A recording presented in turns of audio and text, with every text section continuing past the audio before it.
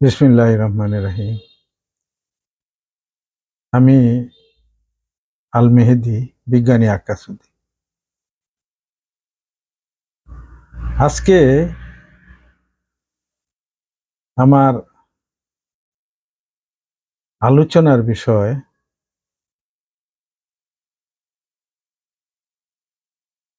মৃত্যু পরবর্তী সময়ে রূহ বা আত্মা কোথায় থাকে। মৃত্যু হলে গতির জগৎ থেকে দুনিয়াবি সকল ঝক্কি ঝামেলা ত্যাগ করে মানুষের রূহ চলে যায়।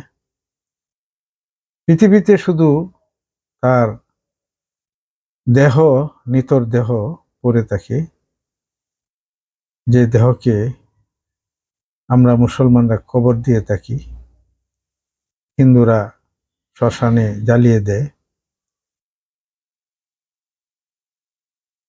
কিন্তু আত্মা কোথায় চলে যায়? সেই আত্মা কবর কি আমরা রাখি? আত্মা হলো অমর। আল্লাহ বলেছেন, আমি মানুষকে আমার অনুরূপে সৃষ্টি করেছি। এখানে যে কথাটি বোঝানো হয়েছে সেটা হলো অমরত্ব। আল্লাহ অমর, অনাদিকাল থেকে বিরাজ করছেন, কিন্তু মানুষ পরবর্তী টাইমে সৃষ্টি হলো তার রূহ অমর। সেই রূহ কোনোদিন ধ্বংস হয় না। সুতরাং মৃত্যু পরবর্তী জীবনে এই রূহ কোথায় চলে যায়? এই রূহ, বলা হয়, এই রূহ আলমে বারজাক নামক স্থানে চলে যায়। বারজাক এমন একটি স্থান যা কি বলা হয়, একটা পর্দা। বারজাক অর্থ একটি পর্দা। পৃথিবীর গতির পর্দা পার হয়ে সেই পর্দায় যেতে হয়। মূলত মানব সৃষ্টির পর তার যে কয়টা জগৎ থাকে, সেই জগতের মধ্যে পরমাত্মা বিরাজ করে পরম জগতে। এরপর দেহ ও রূহ বিরাজ করে গতির জগতে বা পৃথিবীতে।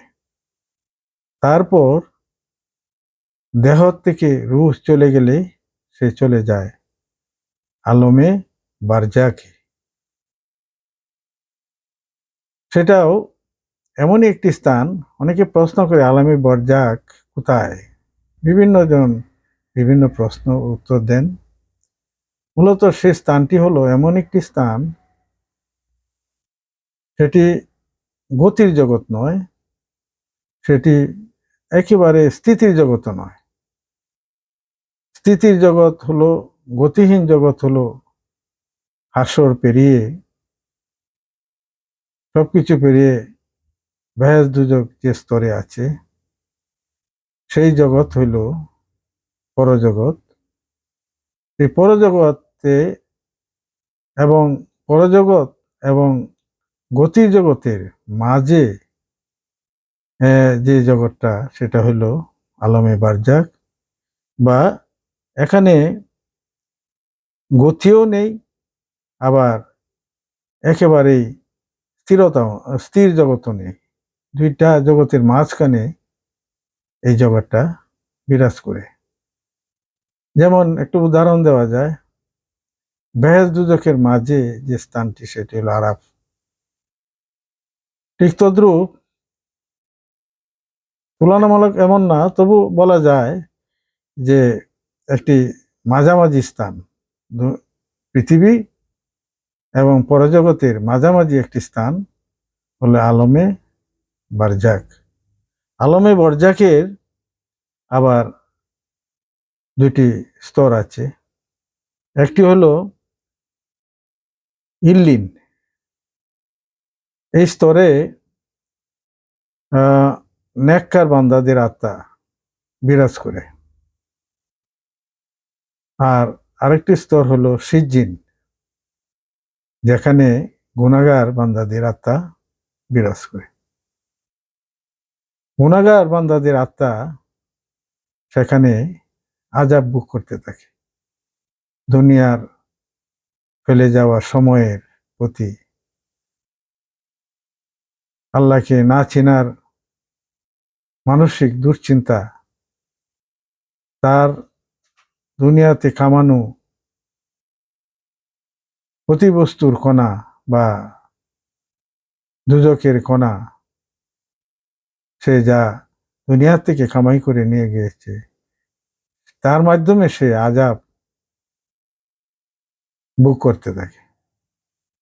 একদম দুজকের আযাব না হলেও মানসিক অস্থিরতা এবং দুজকের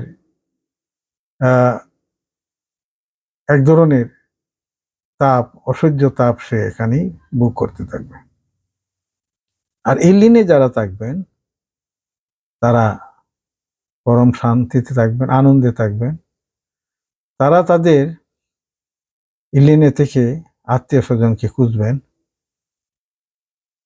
অনেক আত্মীয় স্বজন তাদের সমসাময়িক বা আরো আগে মৃত্যুবরণ করলেও তারা তাকে সেখানে খুঁজে পাবেন না। তখন তারা বুঝবেন যে তারা সিজ্জিনে চলে গেছে, তারা যুযুকি হয়ে গেছে। সুতরাং যে জিনিসটি নিয়ে মানুষের মাঝে কটখা, যে আলমে বারজাক কোথায়, সেই জগৎটি হলো গতির জগৎ ও স্থিতির জগৎ, দুনিয়ার জগৎ এবং পরজগৎ, দুটার মাঝে এই জগৎ। এখান থেকে কেউ বিচার ফয়সালা না হলে, আল্লাহর হুকুম না হলে, সে কোনো অবস্থায় গতির জগতে আসতে পারবে না। আবার এই একবারে স্থিতির জগতে, পরজগতে চলে যেতে পারবে না। তার মাঝে যে অন্যান্য ঘাটিগুলি আছে, সেগুলি ঘাটি পার হয়েই সে পরজগতে যেতে হবে। সুতরাং আলমে বারজাক সম্বন্ধে আমাদের ধারণা এটাই, এটা গতির জগৎ এবং স্থিতি জগতের মাঝামাঝি একটি স্থান। সেখানে আত্মা বা রূহ রাখার জন্য যে ব্যবস্থাপনা আছে, সেই ব্যবস্থাপনায় দুটি স্থান আছে, একটি হলো ইল্লিন আর একটি হলো সিজ্জিন। ইল্লিনে নেককার বান্দার আত্মা থাকে এবং সিজ্জিনে গুনাহগার বান্দার আত্মা থাকে। এটা ধরে নেওয়া যায় যে জেল হয়ে গেলে তো জেলই, আর যদি তার শাস্তি মানে সে যদি ভালো হয় তাহলে তাকে মুক্তি দেওয়া হয়, সে তার পরিবেশে চলে যায়। আর এই জেল এবং মুক্তি পাওয়ার যে আগের যে অবস্থাটা, সেটা হলো হাজতি বলা হয়। তার বিচার ফয়সালা না হওয়া পর্যন্ত এই হাজতে তারা বাস করে। ঠিক তদ্রূপ এই বারজাকটা হইলো এমন একটি স্থান যেখানে বিচার ফয়সালা না হওয়া পর্যন্ত এখানেই থাকতে হবে। সুতরাং আমি আমার বক্তব্যে বোঝাতে চেষ্টা করেছি যে রূহ জগৎ একটা আছে, পরজগতে আছে, সেখানেই থাকে। রূহ একটি পরমাত্মা, মানুষের রূহ হলো পরমাত্মা, এর কোনো ধ্বংস নেই। এটি হলো কমান্ড ইনফরমেশন বিট, একটা তত্ত্ব তরঙ্গ কেই বলা হয় পরম আত্মা। সুতরাং আমরা আমাদের আমল দ্বারা এমন কিছু যেন করি যার মাধ্যমে আমরা সহজে ইল্লিনে প্রবেশ করতে পারি। মরার পর সিজ্জিন যেন আমাদের কপালে না জুটে, সেই প্রত্যাশা রেখেই আমি সকলকে আহ্বান রেখে আমি বিদায় নিচ্ছি। আসসালামু আলাইকুম আ রহমতুল্লাহ।